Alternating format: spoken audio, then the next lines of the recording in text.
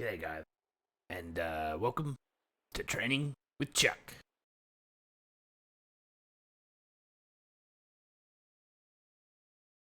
I'm going to be talking to you now about Fear RP. Fear RP is quite simple. You need to act as if your own life is at risk. You wouldn't do anything to put your own life at risk. The general rule is as follows. If you are outnumbered, or in a situation where someone has a pistol or a weapon drawn on you, and they are likely to get to you first before you draw your weapon or anything like that, you need to respond so in kind. So, if they have their weapon drawn on you or another officer, you may put up your hands to surrender, or they may ask you to surrender like this.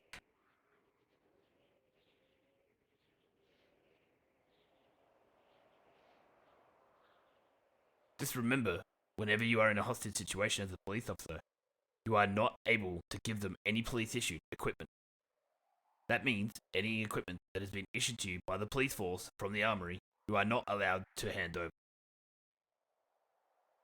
If they try to search you and take that, just remind them that any PD equipment is a government offence to take away from a person with the police officer. If they tell you something like they're taking your radio or they're taking away your pistol, it just means that you are no longer able to use that in that incident. So, until they have left the scene and you return to the police station and go back into the armory room, you technically do not have any of those items again.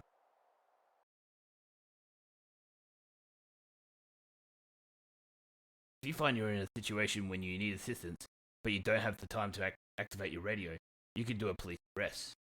In order to activate the police arrest, you need to access your work menu, like so. Click on work, and then you hit the emergency button. Remember only to use this in a situation where your life is in danger, or you may have been taken hostage and you have time to hit that button. But remember, if they have told you that they've taken away your radio, or they don't want to see you reach for your Duress button, you cannot use these actions, because that would be considered breaking RP. If you hear a code 9 or Duress over the radio, you must drop all things and attend to that straight away. To find the individual who is duressing, try looking at the location, and then also see if you can find them on the map. You should be able to easily locate them by finding a red marker, like so, that is, these are blue, but they will turn red if the person is under duress. Remember, all code 9s of police officers or ambulance officers need to be attended over high priority. Unless you have someone in the cell at that time that is currently being processed, you need to finish up the processing and then get them as soon as possible. Make sure to follow all of this, because if you do not, that is considered breaking RP and is against the city rules. If you or another officer is taken hostage, then you must follow the negotiation protocol in order to get them out safely. And remember, our aim is not necessarily to catch them every time, it's to get the hostage to safety. That is our number one priority. So if it means that we have to lose the criminals to make sure that all hostages or all people in the situation are safe, then so be it.